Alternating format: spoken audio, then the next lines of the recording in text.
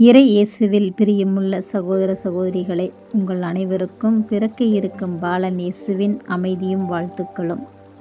அமைதி ஏற்படுத்தவே வந்தேன் என்றுரைத்த இறைமகனின் வருகையை எதிர்நோக்கி காத்திருக்கும் நாம் அனைவரும் இறை அமைதியில் நிலைத்திருக்க இத்திருவருகை காலத்தின் 4ஆம் வாரம் நம்மை அன்புடன் அழைக்கிறது.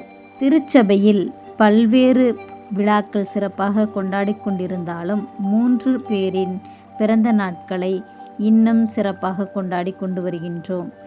முதலாவதாக கிறிஸ்து பிறப்பு விழா டிசம்பர் 25, கன்னிமரியாவின் பிறந்த நாள் செப்டம்பர் 8, புனித திருமுழுக்கு யோவானின் பிறந்த நாள் ஜூன் 24. கிறிஸ்து பிறப்பு விழாவிற்கு மிக அருகில் நாம் இருக்கிறோம். இன்று புனித லூக்கா எழுதிய நற்செய்தி அதிகாரம் 1 இறை வசனங்கள் 57 முதல் 66 முடிய உள்ள வசனங்களில் திருமுழுக்கு யோவானின் பிறப்பு நிகழ்வு தரப்பட்டுள்ளது. இந்நிகழ்வில் 3 முக்கியமான சிந்தனைகளை நமது பிறப்போடு நாம் ஒப்பிட்டு பார்க்கலாம். முதலாவதாக, யோவான் பிறந்தவுடன் அக்கம் பக்கத்திலுள்ளோர் கடவுள் முதிர்ந்த வயதில் சக்கரியாவுக்கும் எலிசபெத்துக்கும் கடவுள் இரக்கம் காட்டியுள்ளார் என்று எண்ணி அவர்களோடு மகிழ்ந்தனர். குழந்தை பேறு என்பது கடவுளின் இரக்கத்தின் வெளிப்பாடு. இன்றைய சமூகத்தில் எத்தனை பேர் பிள்ளை பேற்றுக்காக ஏங்கிக் கொண்டிருக்கிறார்கள் என்பதை நாம் அறிவோம். அவ்வாறு இருக்க, நாம் அனைவருமே நம் பெற்றோர்களுக்கு கடவுளுடைய இரக்கத்தின் அடையாளமாக பிறந்தவர்கள் என்பதே உண்மை. இந்த உண்மையை நாம் உணர்ந்து வாழ்வோமெனில் நம்முடைய பிறப்பும் யோவானின் பிறப்பைப் போல சிறப்புடையதாயிருக்கும்.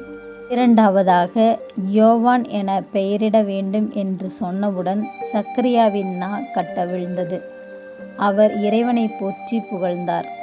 சக்கரியா இறைவனின் வாக்குறுதியை நம்பாததால் அவர் பேச்சிழந்தார். குறித்த காலத்தில் எல்லாம் நிறைவேறியதைக் கண்டு அவர் கடவுளை நம்பியதோடு அல்லாமல் அவர் சொன்னபடியே தன் குழந்தைக்கு பெயரிட விளைந்தார். அவருடைய நாவு கட்டவிழ்ந்தது. நாமும் நம்மை சுற்றியுள்ள அனைவருக்கும் கடவுளால் வாக்குறுதிகளாக தரப்பட்டவர்களே. மூன்றாவதாக, இந்நிகழ்வுகளையெல்லாம் கண்டவர்கள் அச்சம் கொண்டனர். இங்கே அச்சம் என்பது இறைவனின் செயல்களை கண்டு வரக்கூடிய ஒரு வியப்பு கலந்த உணர்வு. நமது வாழ்வும் செயல்முறைகளும் பிறருக்கு இறைவன்பால் இத்தகைய அச்சத்தையும் வியப்பையும் உருவாக்குகிறதா என சிந்தித்து வாழ வேண்டும்.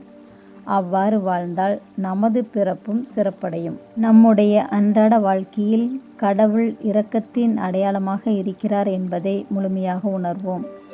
தன்னுடைய ஒரே மகனை இவ்வுலகிற்கு குழந்தையாக அனுப்பியதன் மூலம் கடவுளின் இரக்கத்தையும் அன்பையும் நம்மால் அறிய முடிகிறது. எனவே நம்முடைய வாழ்க்கையில் கடவுள் செய்த இரக்க செயல்களை எண்ணி நன்றி கூறுவோம். சக்கரியாவின் நா கட்டவிழ்ந்தவுடன் கடவுளை புகழ்ந்தது போல நாமும் கடவுள் செய்த நன்மைகள் அனைத்தையும் எண்ணி பார்த்து ஒவ்வொரு நாளும் அவரை போற்றி புகழ முயற்சி செய்வோம். இறுதியாக, யோவானின் பிறப்பை குறித்து மக்கள் அச்சத்தில் ஆழ்ந்தார்கள். கடவுளின் வியத்தகு செயல்களை எண்ணி அவருக்கு அஞ்சி கீழ்ப்படியும் பிள்ளைகளாக வாழ முயற்சி செய்வோம். அப்படி வாழ்கின்ற பொழுது நம்முடைய பிறப்புக்கு முழுமை கொடுத்து கடவுளின் ஆசீரால் நிறைவு பெற முடியும். அதற்கு தேவையான அருளை இந்நாளில் சிறப்பாக இறைவனிடம் வேண்டுவோம். அதோடு அன்னை மரியாவின் வாழ்த்துரை கருவிலிருந்த சிசுவையும் குதூகலத்தில் குதித்திடச் செய்தது. அவரின் வருகை எலிசபெத்திடம் மகிழ்வை கொண்டு வந்தது.